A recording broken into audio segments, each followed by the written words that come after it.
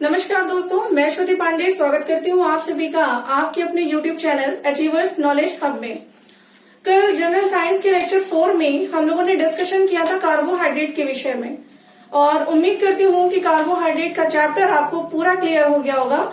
अगर किसी को डाउट हो कुछ भी किसी भी प्रकार से तो आपको व्हाट्सएप नंबर या आपको कॉलिंग नंबर दिए जा चुके हैं संस्थान के द्वारा, आप उस पर कंफर्म कर सकते हैं या फिर वीडियो के कमेंट सेक्शन में जाकर आप कमेंट कर सकते हैं। ठीक है, तो आज के क्लास में हम लोग दो टॉपिक को डिस्कस करेंगे। सबसे पहले वसा को डिस्कस करेंगे जिसे हम फैट भी कहते हैं, और दूसरा टॉपिक हमारा जो होगा वो होगा विटामिन। तो आइए देखते हैं हम लोग वसा टॉपिक।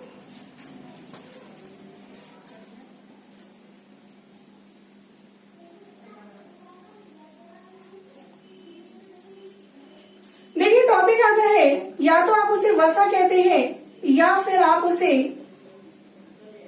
लिपिड कहते हैं। इंग्लिश में से फैट या फिर लिपिड कहा जाता है। तो सबसे पहले तो ये समझने की जरूरत है कि फैट होता क्या है। आप अपने रोजमर्रा के खाने को खाते होंगे और उस थाल में आपने सब्जी भी खाई होगी, आपने दाल भी खाई होगी और आपने रोटी भी खाई होगी। तो सब्जी में जो ऑयल आपको मिल रहा है वो भी आपकी वसा का ही एक फॉर्म है। आपको घी में जो तड़का मिल रहा है वो भी एक वसा का ही फॉर्म है, और आप रोटी में जो घी लगाते हैं वो भी एक वसा का ही फॉर्म है। ठीक है, तो सबसे पहले हम ये समझते हैं कि वसा जो है ये भी एक यौगिक है, एक कंपाउंड है। यौगिक मैंने आपको बताया था, वसा क्या है। वसा भी एक प्रकार का यौगिक है। यौगिक किसका है? तो कार्बन का है, हाइड्रोजन का है और ऑक्सीजन का है। अब यहाँ पर एक सबसे बड़ा और महत्वपूर्ण क्वेश्चन आता है कि यौगिक क्या होते हैं। कल मैंने आपको ये बताया था कि यौगिक और मिश्रण में डिफरेंस क्या होता है। यौगिक में दो या दो से अधिक तत्व, तो आपने देखा कार्बन आ रहा है, हाइड्रोजन आ रहा है, ऑक्सीजन आ रहा है, यानी कि इसमें आपके दो से अधिक तत्व आ रहे हैं।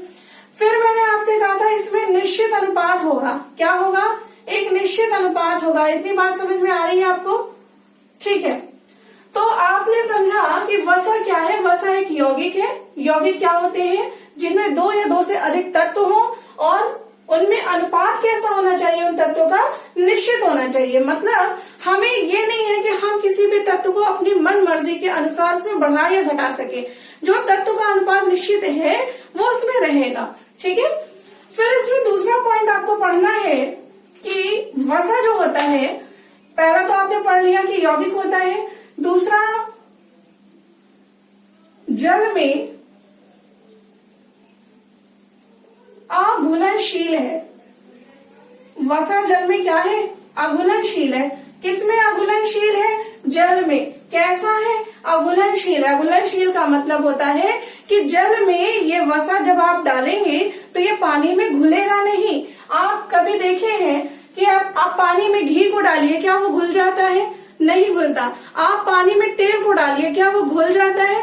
घुलने का मतलब जल में मिक्स हो जाना। तो क्या घुलता है? नहीं घुलता है। तो ये चीज समझ में आई कि वसा जो होता है ये जल में कैसा होता है? अघुलनशील होता है। अच्छा, जल में जब अघुलनशील होता है तो ये किसी चीज में घुलनशील भी होगा। तो किस में घुलनशील होता है? तो ये अल्कोहल, ईथर और एसीटोन, इन तीनों में घुलनशील होता है।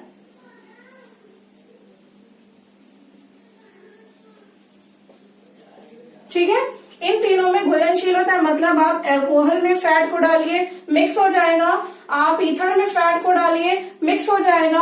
आप एसीटोन में आप फैट को डालिए, मिक्स हो जाएगा। तो ये चीज समझ में आई। सबसे पहले आपको यौगिक समझना था, फिर आपने ये सुना कि ये किसमें अघुलनशील और किसमें घुलनशील है। ये दो चीजें आपको बहुत इंपॉर्टेंट तरीके से पूछी गई हैं। मैक्सिमम यही तक आपके क्वेश्चंस आए हैं। एक पॉइंट यहाँ पर और समझ लीजिएगा, कुछ लोगों को फैट और लिपिड में प्रॉब्लम होती है। फैट और लिपिड में प्रॉब्लम होती है। बच्चा एक बात ध्यान रखिएगा, जब फैट कहीं पर सॉलिड फॉर्म पे रहता है, सॉलिड फॉर्म पे, तो इसे हम कहते हैं, सॉलिड मतलब ठोस फॉर्म पे रहता है, जैसे घी है, घी आपको जमा हुआ रहता है। घी गर्मियों की बात अगर हम हटा दें, एक नॉर्मल टेम्परेचर की बात अगर हम करते हैं, तो घी ठोस अवस्था में रहता है, तो ये क्या हो जाएगा, ये फैट हो जाएगा। ठीक है। लेकिन लिपिड क्या होता है, जो लिक्विड फैट होता है। कैसा फैट होता है, लिक्विड फैट होता है, मतलब कि जो तेल के रूप में पाया जाता है उसे हम कहते हैं लिपिड। तो ध्यान रखिएगा, जो आपका लिक्विड फॉर्म पे यानी कि तरल अवस्था में फैट होता है, that is known as a lipid. ठीक है। तो इतना आपने लिख लिया होगा। आप वसा और लिपिड को लिख लीजिए। सबसे पहले वसा में आपको ध्यान रखना है कि वसा क्या है, एक कंपाउंड है, एक यौगिक है। किसका कंपाउंड है, कार्बन, हाइड्रोजन और ऑक्सीजन का। कैसा अनुपात होता है, निश्चित अनुपात होता है। किसमें अघुलनशील है, जल में अघुलनशील है। किसमें घुलनशील है, तो ये ईथर, एसीटोन, अल्कोहल में घुलनशील है। इतनी बात समझ में आ गई। ठीक है, नोट कर लिया। चलिए नेक्स्ट टॉपिक हम लोग देखते हैं, विटामिन।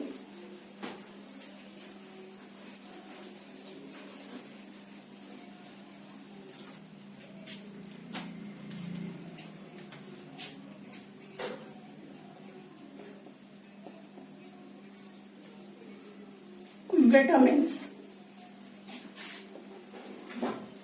सबसे पहला पॉइंट तो यहाँ पर यह पूछा जाता है कि विटामिन्स शरीर के लिए कैसे रिक्वायर्ड होते हैं। तो विटामिन शरीर के लिए सूक्ष्म मात्रा में आवश्यकता होती है।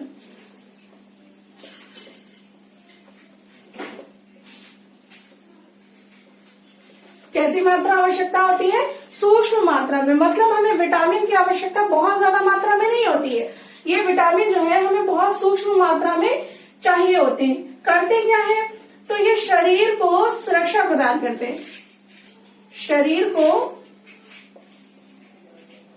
सुरक्षा प्रदान करते हैं। ठीक है। इसके बाद में आपसे एक प्रश्न पूछता है कि विटामिन की खोज किसने की थी। तो एक वैज्ञानिक महोदय थे जिनका नाम है फंक। तो फंक ने इसे खोजा था। किसने खोजा था, फंक ने खोजा था। ठीक है।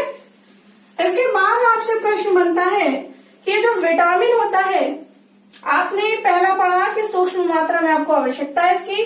क्या करता है, शरीर को सुरक्षा प्रदान करता है। किसने खोज की थी, तो फंक महोदय ने खोज की थी। फिर सबसे इंपॉर्टेंट और कई बार प्रश्न में जो पूछा गया है कि सबसे पहले कौन सा विटामिन खोजा गया था, तो सबसे पहले खोजा गया विटामिन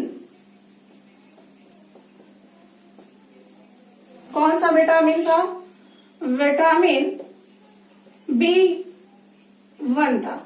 कौन सा विटामिन था, विटामिन B1 था। और अगर आपसे पूछा जाए कि ये किससे खोजा गया था, तो ये चावल की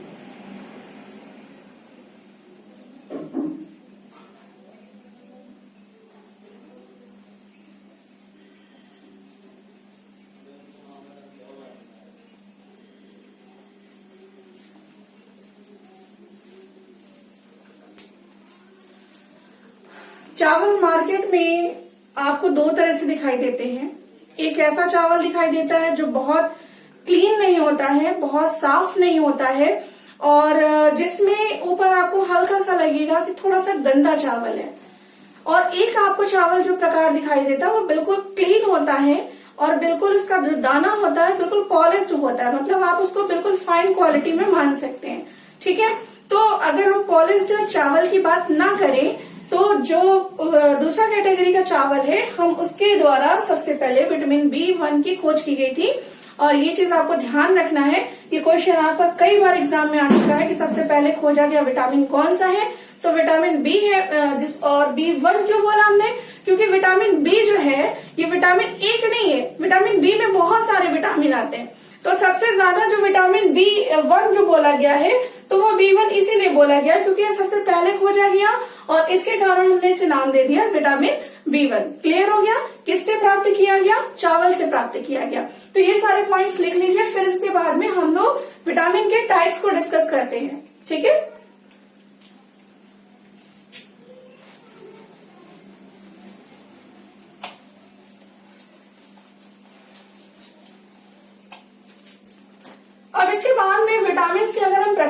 बात करते हैं तो विटामिन को दो भागों में बांटा जा सकता है। पहला, जल में घुलनशील विटामिन, जिसे हम कहते हैं वाटर सॉल्युबल विटामिन, और दूसरा होगा वसा में घुलनशील विटामिन, जिसे हम कहते हैं फैट सॉल्युबल विटामिन। तो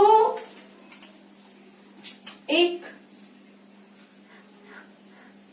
तरीका है, इसे या तो आप एडिक पढ़ सकते हैं या इसी को उल्टा कर दीजिए तो इसे आप कीड़ा पढ़ सकते हैं।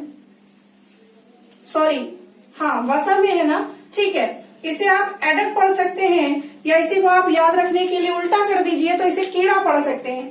कीड़ा का मतलब कि वसा में कौन कौन से विटामिन घुलनशील है, तो विटामिन के है, विटामिन ई है, विटामिन डी है, विटामिन ए है। क्लियर? और अगर हम जल में घुलनशील की बात करते हैं तो हमारे दो जल में घुलनशील विटामिन है, एक बी और एक सी। तो आज हम लोग डिस्कस करेंगे वसा में घुलनशील विटामिन को, और इसको आप ऐसे बना लीजिए, फिर हम लोग वसा में घुलनशील विटामिन को पढ़ते हैं।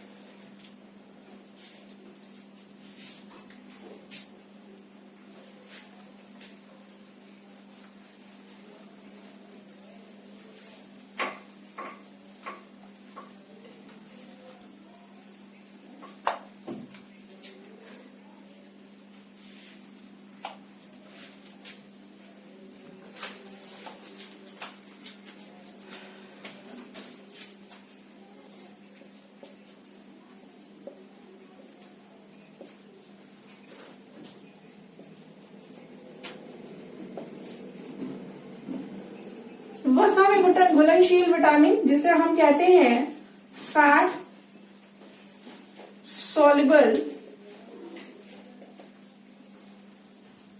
विटामिन। ठीक है, कुछ नहीं करना है आपको, आपको सिर्फ एक चार्ट याद रखना है। मैंने आपको कीड़ा बताया, या आप इसे एडक भी पढ़ सकते हैं।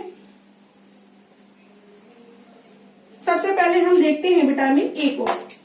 आपसे विटामिन ए का रासायनिक नाम यानी केमिकल नेम पूछता है, तो विटामिन ए का केमिकल नेम है रेटिनॉल। क्या है? रेटिनॉल। मैं हिंदी में भी लिख दे रही हूं, जिसे समस्या हो वो हिंदी में नोट डाउन कर ले।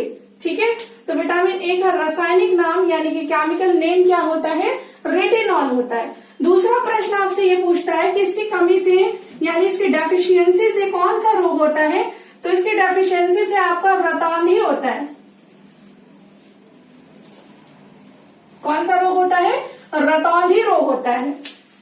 आप में से कितने लोग ऐसे हैं जो रतौंधी के बारे में जानते हैं?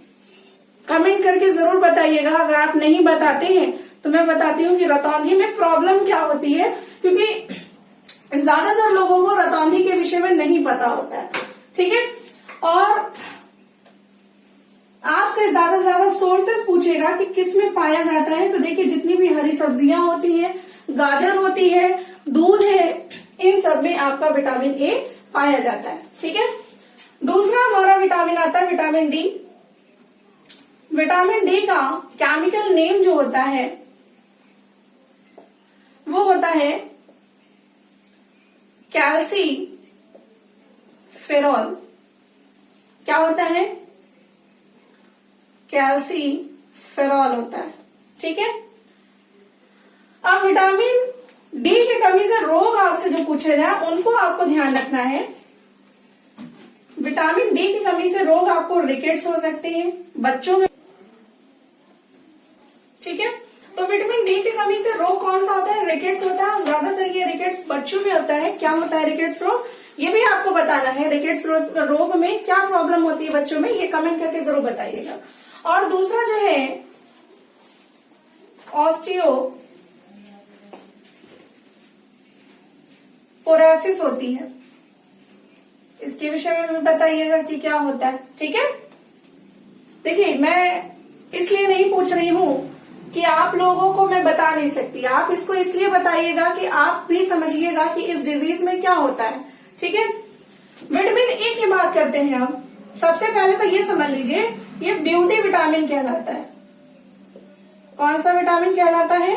ब्यूटी विटामिन कहलाता है। क्यों कहलाता है? क्योंकि जब ये विटामिन आपके शरीर में जाता है तो आपकी स्किन ऑटोमेटिक ग्लो करती है और आपको आपके चेहरे पे सुंदरता, तेज अपने आप दिखाई देता है। ठीक है, तो इसका केमिकल नेम आपसे अगर पूछा जाए तो इसका केमिकल नेम है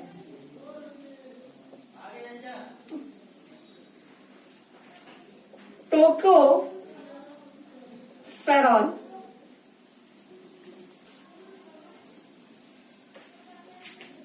ठीक है, कमी से रोग अगर पूछे जाए तो विटामिन ए की कमी से आपको नपुंसकता, इनफर्टिलिटी जिसे हम बोलते हैं, और बांझपन, ये 2 प्रॉब्लम हो सकती है। ठीक है, प्लस स्किन इश्यूज भी हो सकते हैं, स्किन प्रॉब्लम भी हो सकती है। फिर विटामिन के की बात अगर हम करते हैं तो विटामिन के का केमिकल नेम आपसे पूछा जाएगा तो इसका केमिकल नेम होता है नैफ्थेक्विनोन।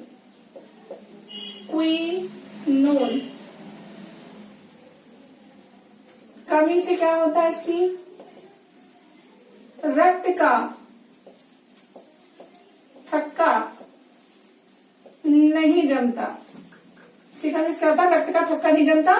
ठीक है, और ये हरी मिर्च में विशेषकर पाया जाता है और हरी सब्जियों में भी विशेषकर पाया जाता है। ठीक है, तो वसा में घुलनशील विटामिन आपके 4 थे, ए, डी, ई और के। ये चारों विटामिन आपके फैट सॉल्युबल है, मतलब कि फैट में डिजोल्व होते हैं, फैट में घुलते हैं, वसा में घुलते हैं। और इसके बाद में हम कल जो पढ़ेंगे वो पढ़ेंगे वाटर सॉल्युबल और प्रोटीन को पढ़ेंगे। वाटर सॉल्युबल में विटामिन बी और सी आता है, लेकिन विटामिन बी को हम बी कॉम्प्लेक्स कहते हैं। क्यों कहते हैं बी कॉम्प्लेक्स? क्योंकि इसमें एक विटामिन नहीं होता, इसमें शरीर के लिए आवश्यक कई सारे विटामिन होते हैं और विटामिन सी हमें इसमें पढ़ना है। ठीक है, तो आपको मैं कल वाटर सॉल्युबल और प्रोटीन पढ़ाऊंगी। इसके बाद में ये टॉपिक आपका कंप्लीट हो जाएगा। इसके बाद हम नेक्स्ट लेक्चर देखेंगे। आप सभी से एक बात जरूर करनी है कि जो आपको टॉपिक्स पढ़ाए जा रहे हैं इनके नोट्स आप डेली कंप्लीट करते रहिए। ठीक है, और नोट्स को डे टू डे कंप्लीट करिए। प्लस आपको जो चीजें नहीं समझ में आती है ज्यादा से ज्यादा कमेंट करिए और वीडियो को ज्यादा से ज्यादा शेयर और लाइक जरूर करिए, क्योंकि आप ही के लिए संस्थान के द्वारा मेहनत की जा रही है। और अगर आप इस कंडीशन में इस वीडियो को नहीं देखते हैं या लाइक नहीं करते, शेयर नहीं करते हैं, तो हम शायद उस बच्चे तक पहुंचने में अक्षम रहेंगे जहां पर हम इस उद्देश्य को लेकर उतरे हैं। तो आप इस चीज को ध्यान जरूर रखिएगा, क्योंकि आप अगर मेहनत करेंगे संस्थान आपसे 2 गुना मेहनत करेगी और रिजल्ट आपको 100% जरूर मिलेगा। आपसे मेरा वादा है कि आप उस परीक्षा में बैठिए जाकर और आप परीक्षा में हर एक प्रश्न को करने में सक्षम होंगे। ठीक है, तो कल मिलते हैं आपसे। Take care, good bye, thank you.